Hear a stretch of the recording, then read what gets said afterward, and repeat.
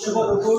আমি রুমরাজ বৈদ্য। আমাদের আমি চাইছিলাম যে প্রথম দিকে যদি আমরা স্বাগত প্রক্রিয়াটা শেষ করতে পারতাম কিন্তু সব শেষে পরে আমরা বোঝা যাচ্ছে যে সভাপতির আসনটাই গ্রহণ করে ফেলছি। আর যেমন একটা টপিক আমরা পেয়েছি যেটা আজকে যে 5টা বিষয় আছে, এই 5টা বিষয়ের সাথে কিন্তু রিলেটেড। আমরা যে বিষয়টা নিয়ে কথা বলতে যাচ্ছি সেটা হচ্ছে নিরাপদ ব্যবস্থাপনাকৃত খাবার পাঠানো। আমাদের গ্রুপের নাম হচ্ছে রাজা এবং কেন্দ্র। আমার গ্রুপে আছে আমি প্রকল্পিত পরিবার পরিকল্পনা পরিদর্শক এবং কল্পনা ইউনিয়ন। আমার গ্রুপে অন্য সদস্যরা তাদের নিজ নিজ পরিচয় দিয়েছেন।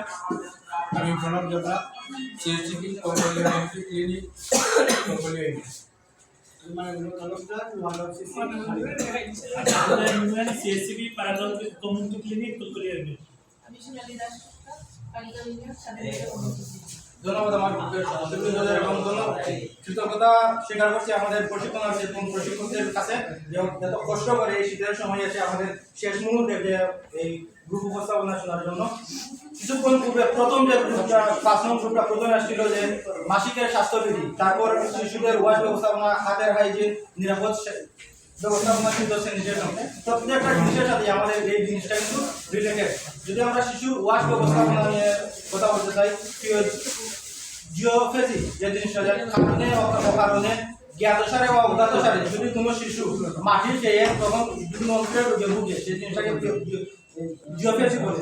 সেই জিনিসটা থেকে মুক্ত হতে কিন্তু আমাদের নিরাপদ পানি দরকার এবং সেই নিরাপদ পানির ব্যবস্থা নিশ্চিত করতে আমাদের সেই আলোচনা আমরা কী কী করতে পারি সেই জিনিসগুলো আমাদের প্রথমত আছে নলকূপের পানি বছরে 2 বার পরীক্ষা করা। একটা নলকূপের পানি প্রথমে বছরে 2 বার পরীক্ষা করতে হবে সেই পানিতে আর্সেনিক আছে কিনা বা বিশুদ্ধ পানি আছে কিনা। তারপর দ্বিতীয় পয়েন্ট হচ্ছে আর্সেনিক মুক্ত নলকূপের পানি পান করা। যদি আমরা আর্সেনিক যুক্ত নলকূপের পানি পান করি আমাদের হাতে বা শরীরে অনেক ধরনের সমস্যা দেখা দিতে পারে। তাই আমাদের সর্বোচ্চ চেষ্টা করতে হবে সবসময় নিরাপদ বিশুদ্ধ পানি পান করা এবং ব্যবহার করা। পানির পাত্র পরিষ্কার পরিচ্ছন্ন রাখা। যদি আমরা অপরিষ্কার অপরিচ্ছন্ন পাত্রে পানি রাখি, সেই পানিটা যতই বিশুদ্ধ পানি আমরা রাখি না কেন পানিটা কিন্তু জীবাণুযুক্ত হয়ে যাবে। সেই পানি পান করার পরে আমরা বিভিন্ন পানিবাহিত রোগে ভুগতে পারি এবং সেটা ভোগাটা স্বাভাবিক। পানি সংগ্রহ ও সংরক্ষণ প্রক্রিয়া যাতে স্বাস্থ্যকর হয় সেই বিষয়ে খেয়াল রাখা। পানিটা রাখলাম, বিশুদ্ধ পানি আমরা আনলাম, সেই পানিটা রাখলাম একটা অপরিষ্কার পাত্রে, সেদিকে খেয়াল রাখলাম না বা এমন একটা জায়গায় রাখলাম সেই জায়গাটাও অপরিষ্কার, জীবাণুটা সেই পানিতে ছড়িয়ে পড়তে পারে। সেই বিষয়ে পানিটা আমরা সংগ্রহ এবং সংরক্ষণ প্রক্রিয়াটাকেও অন্তত স্বাস্থ্যকরভাবে বিবেচনা করতে হবে। রান্নাঘর, ল্যাট্রিন ও গোসলখানায় পানির সরবরাহ নিশ্চিত করতে হবে। ষষ্ঠ পয়েন্ট হচ্ছে নিরাপদ পানির উৎস থেকে পানি সংগ্রহ করতে হবে।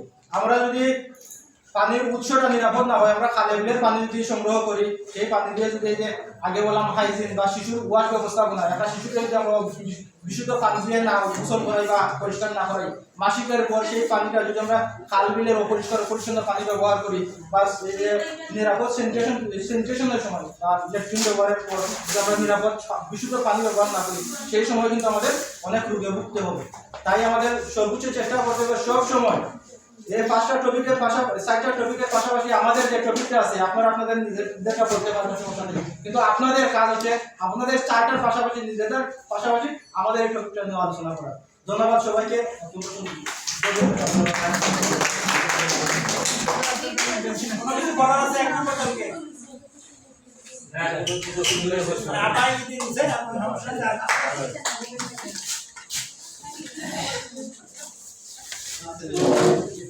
আমরা এবার সব দলকে ধন্যবাদ দেবো।